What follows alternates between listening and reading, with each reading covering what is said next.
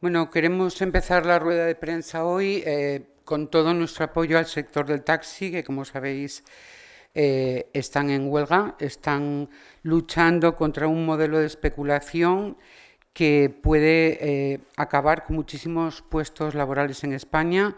Hay 100.000 familias que dependen de todo esto y hay que acabar con estas multinacionales que tributan en paraísos fiscales, como puede ser Uber, Airbnb también, que se escapan de las normativas laborales, fiscales o habitacionales españolas y que compiten de una forma muy desleal con nuestros trabajadores y nuestras trabajadoras. Lo que se pide es una cosa realmente muy sencilla, se le pide un decreto al gobierno que blinde las licencias urbanas. En el caso de Madrid ya había un acuerdo previo de hace tiempo en el que se permitía un coche de este tipo frente a 30 taxis. Esto no se está respetando y pues la huelga ya sabéis que ha sido muy general en Madrid total y todo nuestro apoyo a este sector.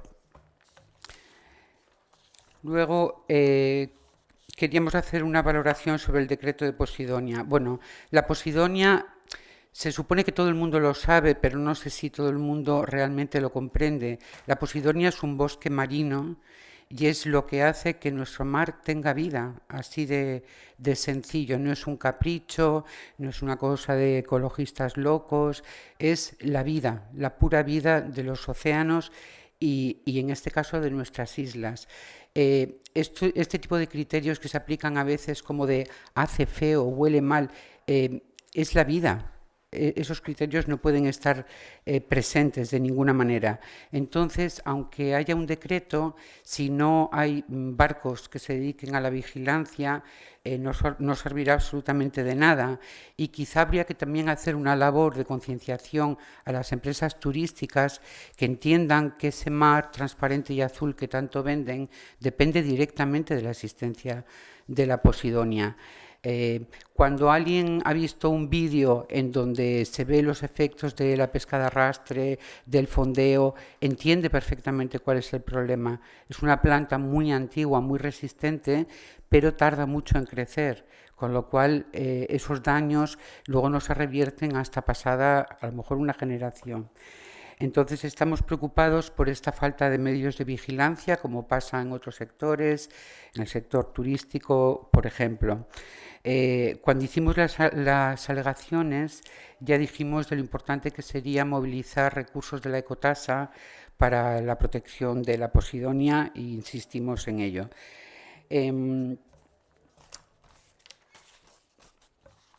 Bueno, es que todos los temas que tratamos hoy en realidad son uno, son el equilibrio entre la vida, la actividad económica y el equilibrio ecológico de las islas, que todo ello forma parte de uno. En el caso de las islas se ve mucho más claramente puesto que tenemos el límite del mar. Es muy fácil ver que si aquí falta el agua, se acabó. Si aquí muere la Posidonia, se acabó. Si aquí hay tanta gente que acude que los recursos no son suficientes para todos, se acabó. Es decir, hay que mirarlo de una forma holística, de una forma global, todos los asuntos que estamos tratando hoy y muchos otros.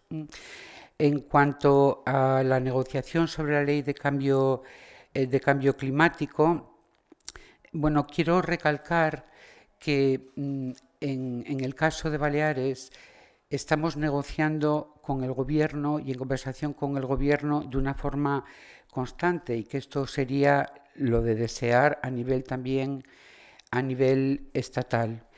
Y que en mi opinión, y creo que la de mucha gente y muchos ciudadanos, muchas ciudadanas, el mejor partido socialista muestra su cara cuando está Podemos empujando iniciativas. Es decir, que nosotros somos un motor del cambio muy claro y que estamos dispuestos a seguir trabajando en este sentido siempre que sea en beneficio del conjunto de la población.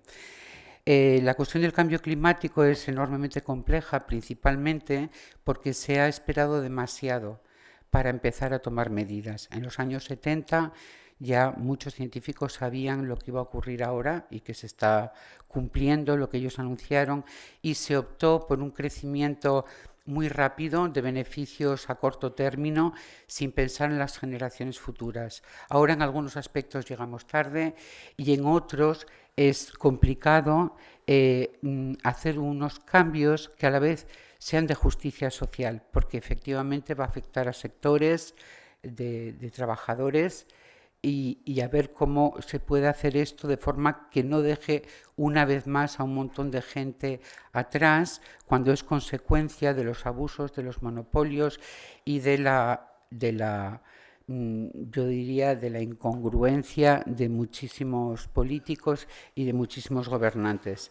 La ley de cambio climático se tiene que relacionar con el plan de movilidad, porque lo uno es lo otro y lo otro es lo uno.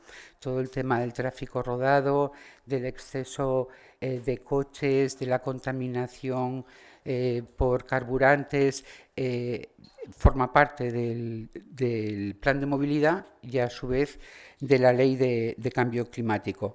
Estaría bien también que hubiera un fondo público para financiar el transporte público, porque sin transporte público va a ser imposible reducir el tráfico rodado.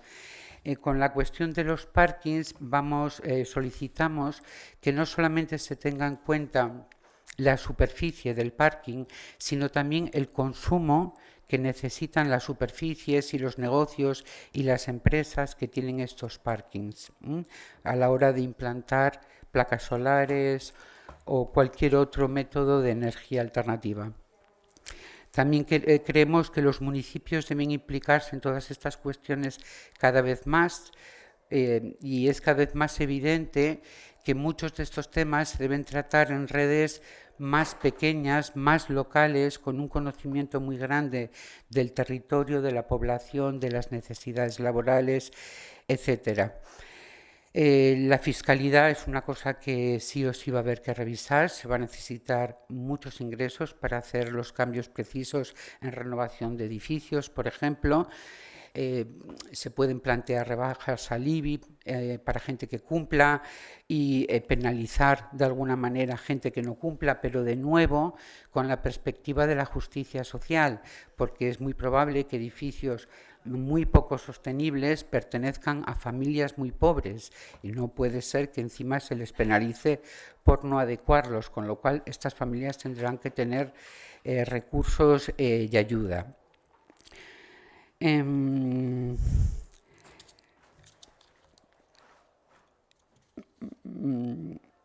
cuanto a los objetivos de eficiencia energética, la nueva ministra de Transición Energética, que por cierto está en Baleares estos días, ya anunció que podríamos pasar del 30% de reducciones que se querían para 2030, ella habló de que pasaran al 33%. Y esto nosotros lo apoyamos y cuanto mayor sea el porcentaje mejor, porque 2030, que antes nos parecía muy lejos, pues la verdad es que está muy cerca y vamos ya con mucho retraso con todo esto. Queremos que haya contratación pública a la hora de contratar energía ecológica y, de nuevo, pensando en que somos islas, sería ideal poder tener esta soberanía energética que se pudiera producir aquí, si es posible, si esto no entra en conflicto con otra serie de condiciones. En este sentido, la gasificación, aunque es cierto que procura una pequeña reducción de emisiones, es una medida totalmente transitoria. Y si de repente se acuerda llevar gas a todos los pueblos, lo único que va a pasar es que se va a retrasar aún más una transición más global y más necesaria. ¿Me das un poco de agua, por favor? Gracias.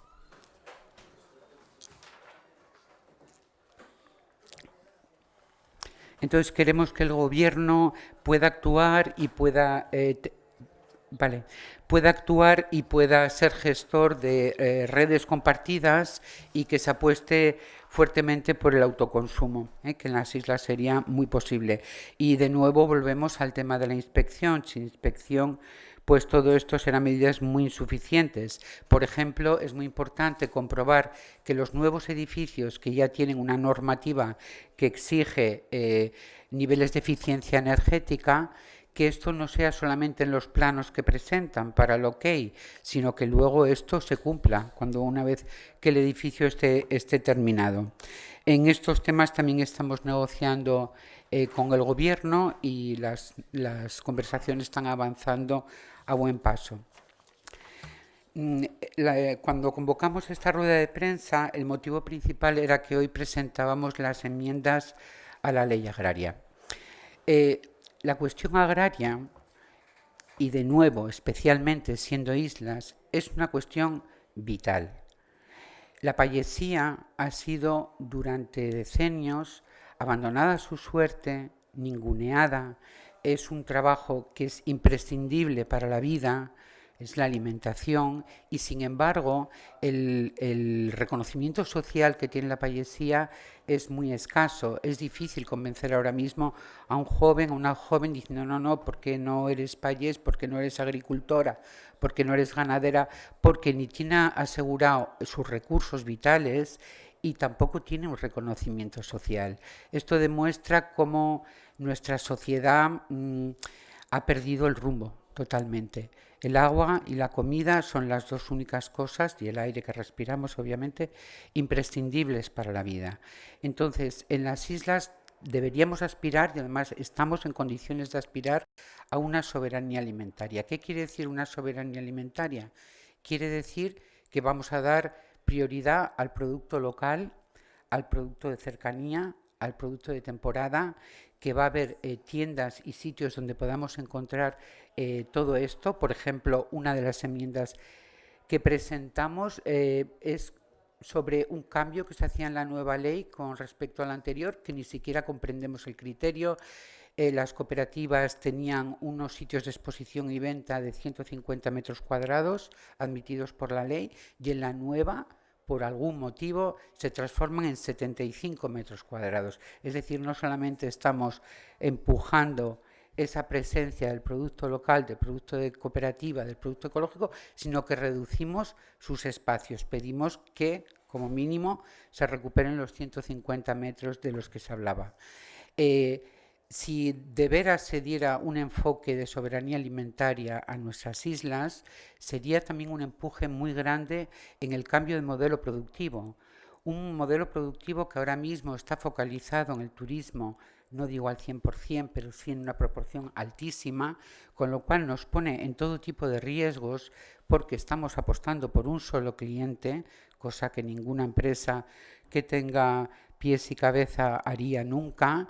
Estamos apostando por un solo cliente que es fluctuante, que depende de todo tipo de circunstancias geopolíticas, de situación de otros países de la costa mediterránea o del Caribe o donde sea, y que además consume una proporción de nuestros recursos, primero, que no nos podemos permitir, y segundo, que no está en consonancia con lo que luego la población balear obtiene de ese esquilme constante de recursos. Entonces, el sector agrario puede pasar a ser una pieza fundamental. El producto local ya ahora en muchos casos es de una calidad altísima, puede serlo aún más. No tiene sentido que en los supermercados las etiquetas del pescado congelado sean de Malasia, de Taiwán, de Nueva Zelanda. No tiene ningún sentido cuando somos una isla, y deberíamos asegurar que al menos la población residente pueda acceder a una alimentación que sea de origen local. Ese es el objetivo de la soberanía alimentaria. Y por supuesto, de nuevo, con parámetros de justicia social, asegurar que estas personas que nos dan de comer a todos, que estas personas tengan una vida como la que nos gustaría tener a nosotras. Es decir, que puedan mandar a sus hijos a la universidad, que puedan pagar sus facturas. En este sentido, el tema de las ayudas y el retraso de las ayudas o el corte de líneas de ayudas es inadmisible. Es inadmisible cuando la payesía ya está en una situación muy límite que ha hecho que mucha gente abandone llocs y predios que habían gestionado sus padres, sus abuelos, sus bisabuelos, en muchísimos casos. Hay que conseguir que este sector sea productivo, que sea independiente, que sea atractivo y que nos garantice a todas las personas que residimos en la isla una alimentación sana, variada y poco a poco, ya sabemos que no se puede hacer de golpe, pero poco a poco mucho más ecológica. Creemos que hay que dar a los payeses aire. Hay que darles aire, no solamente el tema de las ayudas que lleguen a tiempo, sino que puedan vender sus productos directamente, como se hace en muchísimos países, por ejemplo en Francia, donde los agricultores tienen un reconocimiento social que no se puede comparar con el que tenemos aquí y una situación económica que tampoco se puede comparar con la que tenemos aquí. Para ayudar a estas rentas dignas, nos piden de muchísimos colectivos de agricultores y de payeses que puedan alquilar habitaciones dentro de su vivienda. Nosotros estamos de acuerdo con esto y no creemos que eso tenga que incluirse dentro de la ley turística, sino que esto es otra cosa. Esto es otra cosa y tiene que tener otro tratamiento. Para empezar, ayudaría a una riqueza, a un reparto de la riqueza muchísimo más equitativa. Pero es que hay una serie de argumentos que creo que apoyan esta oferta de agroestancias totalmente. Los motivos mayores de quejas sobre el exceso de turismo hablan, por ejemplo, de la gentrificación. En el caso del alojamiento en estas casas rurales, este riesgo no existe. Otro de los riesgos es la degradación medioambiental. No vemos que influya en absoluto que en una casa de campo tengan 2, 3 personas pasando allí unos días, en que puede esto degradar medioambientalmente. Luego hay muchas quejas con este tipo de turismo poco cívico, de botellón, de balconing. Esto obviamente nadie se lo puede imaginar en personas que quieran pasar unos días en una estancia en un predio. Entonces, vemos que daría una imagen muy buena de nuestras islas, daría visibilidad al trabajo que hacen los payeses y a los cultivos que tenemos aquí, y a los productos que tenemos aquí, y haría esa pequeña diferencia económica, haría que en muchos casos pudieran seguir adelante explotaciones que están a punto de tirar la toalla. Bueno, por último quiero comentar la visita del rey. Ahora cuando venía estaban las calles cortadas, he dicho, no, es que ha venido el rey. Este rey, mucha gente todavía lo llama el príncipe, porque tenemos el otro rey. Y yo misma y mucha gente tiene dudas a la hora de mencionarlo. ¿Es Felipe V? ¿Es Felipe VI? Es decir, es un rey que todavía no tiene entidad. La monarquía, siendo esta institución antigua, en opinión de muchos pasada de moda, machista, siendo esta institución de estas características, sin embargo, durante muchos años en España fue una cosa no solamente aceptada, sino muy querida por una parte amplia de la población. Esta situación ha cambiado radicalmente en los últimos tiempos. El rey Juan Carlos hubiera tenido una ocasión de irse con la cabeza muy alta y la desperdició. Ahora vuelve a haber dudas sobre sus negocios, sobre Suiza, sobre cuentas. Hay unas grabaciones. En el Congreso de los Diputados, desde Podemos, estamos pidiendo que haya una comisión de investigación sobre todos estos temas.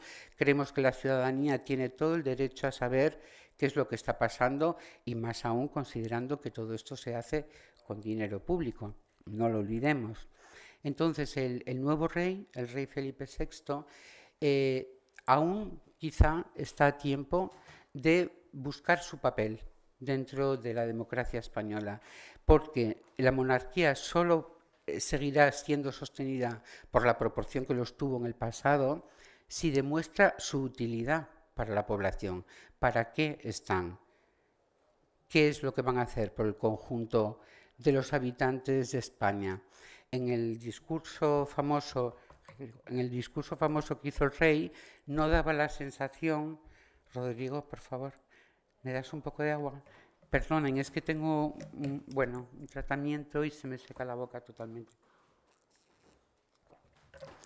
En el discurso último que hizo no daba la sensación de que hablase de todos los españoles ni de todas las españolas. Ahora parece que está dispuesto a tender una mano a Cataluña. Vamos a esperar qué pasa y pasado las vacaciones de agosto vamos a insistir mucho en esta comisión de investigación que tengamos una monarquía transparente y que quede claro las responsabilidades que pueda haber del rey emérito o de cualquier otro miembro de la Casa Real. Y sin más, les doy paso a mis compañeros y me quedaré aquí por si luego tienen alguna pregunta. Enmiendas, 40. Perdón, sí. Sí, es que lo quería haber dicho, se me ha pasado.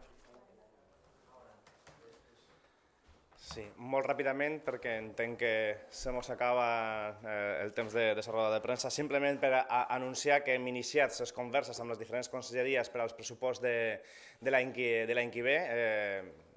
Hem fet una ronda en la que estem escoltant quins són els nous projectes que se modificaran o nous respecte a l'any passat i, evidentment, a partir d'aquí nosaltres també farem les nostres propostes i contrastarem entre el nostre programa i el que ens proposa cada conselleria quines seran posteriorment les esmenes que farem als pressuposts. Ja vos dic, de moment estem rebent informació de cada conselleria i hem de recalcar que amb una mirada posada en el que està passant a nivell de Congrés dels Diputats, on, com sabeu, divendres passat no se van aprovar els objectius de dèficit. Des d'aquí estem exigint també al govern, a la presència del govern i també a la consellera d'Hisenda, que facilitin una negociació entre el Partit Socialista, entre el govern del Partit Socialista a nivell estatal i també Unidos Podemos per intentar arribar a un acord per a aquests objectius de dèficit que facilitarien un sostre de despesa a nivell estatal que entenem ajudaria també a que se pugui aprovar també tant el sostre de despesa autonòmic com després els pressuposts. Hem de recalcar que d'aquesta negociació dependran qüestions fonamentals per l'any que ve per a la nostra comunitat, com és l'accés a un pla d'habitatge per l'accés a l'habitatge de la nostra població, com també ampliar les residències per a gent gran, que és una necessitat imperiosa, i també ampliar l'educació als 0-3 anys, que com sabeu des del nostre partit també estem reivindicant que s'ha d'estendre a nivell estatal, però que requeriria evidentment d'unes inversions que depenen fonamentalment de que hi hagi un acord entre Partit Socialista i Unidos Podemos per aprovar aquest sostre de despesa que nosaltres exigim que sigui més ample del que se va aprovar tant al Consell de Política Fiscal i Financera com a després el que va presentar el govern al Congrés dels Diputats divendres passat. Gràcies. Sí, també molt breument farem una valoració respecte de les declaracions que ha fet en Pablo Casado en relació a l'arribada de migrants al nostre país. Clarament el que sabeu és que en Casado està plagiant el discurs de l'extrema dreta més xenòfoba i més excloent d'Europa i que aquesta radicalització del Partit Popular és directament proporcional a la seva caiguda en les enquestes. No sé si pensa que així guanyarà popularitat, però el que sí que pensam des de Podem és que aquestes declaracions no només són absolutament políticament incorrectes, això tampoc no és el més important ni el més greu, sinó que són racistes, xenòfobes, fins i tot feixistes i, a més, són falses. Per què diem que són falses? Perquè actualment un 9,5% de la població de l'estat espanyol és estrangera. I d'ella, d'aquest 9,5%, un 16,3% procedeix d'Àfrica, que és on en Casado ha posat el focus per tal de ficar-se amb aquests moviments migratoris. I una darrera xifra importantíssima és que enguany no és l'any de major nombre de població estrangera arribant al nostre país. L'any 2009 va ser, per tant, l'any en el qual va arribar un 12,22%. Llavors, per acabar, aquestes declaracions són, a més de racistes i xenòfobes, són irresponsables, són falses, són antidemocràtiques i s'hauria de pensar el Partit Popular si vol estar al costat de la democràcia o al costat d'un discurs xenòfob i demagog. I per acabar dir que aquí a Mallorca i a les Illes, ja ho tornem a repetir, som terra d'acollida i volem que venguin les persones que ho necessitin.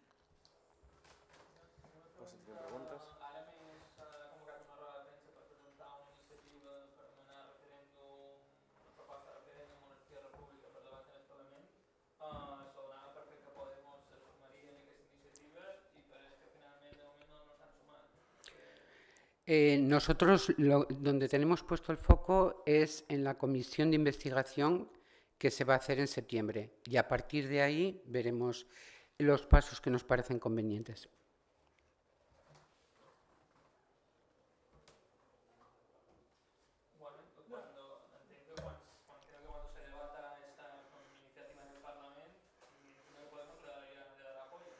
A la velocidad que van los acontecimientos, quizá cuando se debata esta iniciativa la situación sea otra. Ya veremos en ese momento que votamos.